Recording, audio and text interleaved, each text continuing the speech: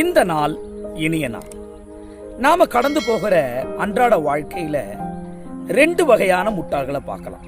மன்னிக்கவும், முட்டாள்னு சொல்றது ஒருவரை அறிவில்லாததுனாலேயோ அல்லது படிப்பு சம்பந்தப்பட்ட பதவி உயர்வு அந்தஸ்து இல்லாதனாலேயோ சொல்றது இல்லைங்க. அவர்கள் செய்கிற செயலை வைத்துதான் சொல்றது.